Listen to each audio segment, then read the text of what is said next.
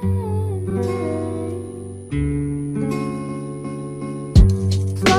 kisses busting by the river. Welcome to another exciting edition of $1 Million Peddlers. I'm Paper Guy. And I'm Mr. Magazine. What's that we see behind us? That kid's like giant. Yeah, big balloon, water balloon. An inflated balloon. Oh, all right, sorry. Well, no. I was hoping it was a water balloon, then he was going to throw it at you, but okay. That'd be nice. If we someday when we get special effects, we'll have somebody off on the side throw or confetti, even better. Yeah. Where's Rip Torn when you need him? Or Rip Taylor, I'm sorry. Rip Taylor when you need him. Hey, that'll get all the millennials watching us with references like that. Sure. I read an article the other day. Well, let me ask you first before I mention the article. What has been going on in the sports cards and comic book markets? Increasing prices, a lot of interest. Very much increasing prices. Read an article the other day that housing prices are up higher than they've pretty much ever been. They're increasing rapidly. Do you have any idea at all why? I would say, for me, I would know the cost of materials are a lot more because when I'm building my shelves, the price of wood is like triple now. So that has to be part of the reason. Got to be part of it. What did you get a while ago back in the mail, and probably got a second one back in the mail? Stimulus check. Oh, yes. And what's supposed to be coming out? A third stimulus check. Oh, nice. There's a lot of money floating around out there right now. And not to get political, but we almost seem to be getting in a situation where you've got two groups of people. You got people that absolutely need the stimulus money to live on. Mm-hmm. And you've got those people who have day jobs, kept their jobs through everything. And to them, it's mad money. Yeah. Stock market's up as high as it ever would be or ever has been, et cetera, et cetera. And a lot of the reason is the money just flowing around out there. I know you don't generally go to auctions and all that kind of thing. You tend to buy things either through big deals where people reach out to you or people come into your store. Mm-hmm.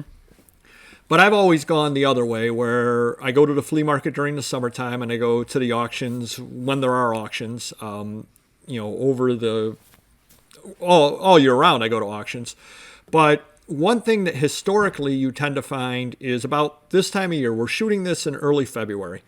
I don't exactly know when it's going to be posted, but early February, this moment in time, historically, you'll have all the dealers complaining they can't find anything. There's nothing out there. There's nothing to find. So guess what happens when there's a good estate sale or a good auction or anything? Everybody flocks to it. Mm-hmm. And at the auction, what happens with the prices? Drive them up. They drive them up. And I can't help but feel that with all this extra money running around, the people that are going to get left behind, for good or for bad, are the old school people that in the back of their head say, well, I only pay $1 for that. If everybody else needs merchandise because they want to get their stock ready for the flea market season, or they need merchandise because I know of 2 or 3 people that sell online that ran out of merchandise in the middle of the pandemic. Wow. They need merchandise. Now, you and I are lucky that we can sit it out. We don't have to go and buy the merchandise because you've got a little extra merchandise as we've seen, and I've got a garage full of merchandise. So I guess what I'm telling people out there is sell items because there's a lot of money running around out there. Don't be afraid to raise your price a couple of dollars because people are willing to spend their money. So if before you were getting $14, $15 for it, raise your price to $17 to $18. Yeah. Why not? People are willing to spend the money. Sure. But don't overpay for things. Now, if it's quality, it's quality. But again, you've also got to put an upper limit on what you're willing to pay as well. Right. And I know we've talked about this any number of times, but it's always foolish to me, the people that will go in the days when you can go to an auction. They go to an auction and they buy something. And what's their and we've talked about it before, what's their justification for buying it when it's not a great deal? No, you tell me. I will. I knew that was coming. I drove 2 hours. No, that's just desperate, though. But people cut your losses. But people do it. I drove 2 hours. Everything's going high. Right. I want to buy something because I'm out here. Right. And they end up paying, $100 on a lot that they wrote down they should pay $60 on. Right. And it's a lot that maybe they can sell for $140. So by the time you get it out, they end up making $5 for sitting there. now worth your time. No. You've got other things to, unless you absolutely have nothing else to list, which most of us do have other things you can list. Yeah. But don't buy out of desperation, as you said. Do not do that. That doesn't work so well. Yeah, I mean, I may pay a little more when people come in my store now, because I have competitors around the corner and stuff. So if they don't like my price, they might sell it to him. Because maybe he's got a stimulus check and he can afford to pay more. So now I pay a little more on something that I can make good money on, or if it's higher quality or something like that, higher dollar value. Sure. Well, that brings up a point that I don't want to go too deep into, but you did make a purchase a while ago that you did end up showing some of it on a bolo that we have up. So do check out all our videos. And when you made the purchase, you were questioning whether it was a good purchase or not. And you went to this competitor to kind of talk to him because you needed to buy some supplies and that kind of thing. And you talked to him, and you brought the item up to him. Yeah. And I know. Yeah. And the price that they quoted to you as to the value of the item was so out of touch with reality. Yeah. It was years ago, touch. Yeah. And they were like, two guys were serious about it, but we can tell what it was. So I picked up a couple of sets of the '86 Fleer basketball with the Michael Jordan rookie.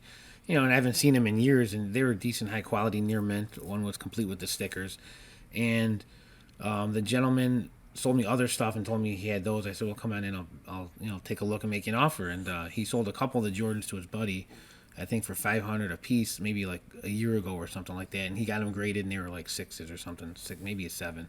And he had these 2 sets left over. And things have changed since he sold them to his buddy. And sometimes people get scared when you offer them a lot and they're not expecting it, and then they think something's up and they want to hesitate and not sell it. But I offered them $5,000 for both sets. One was missing the stickers, I think. One was complete, or they're both complete. One didn't have the stickers. Mm-hmm.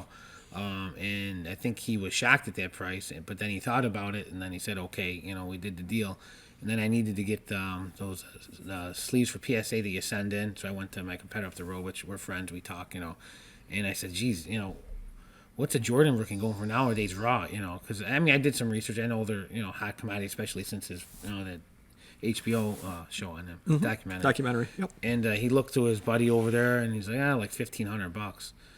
Now I'm thinking I overpaid. I'm like, $1,500. The card was $1,000 like 10 years ago, wasn't it? Yep. So I said, okay, I didn't think anything of it. Then I did a little more research, and, graded ones are going for $5,000 to $10,000, just middle of the road. Like, a grade 6 through 8 are going for $5,000 to $10,000, So I thought I paid fair because it was all raw. I gave him good money on. But, some people are out of touch with that.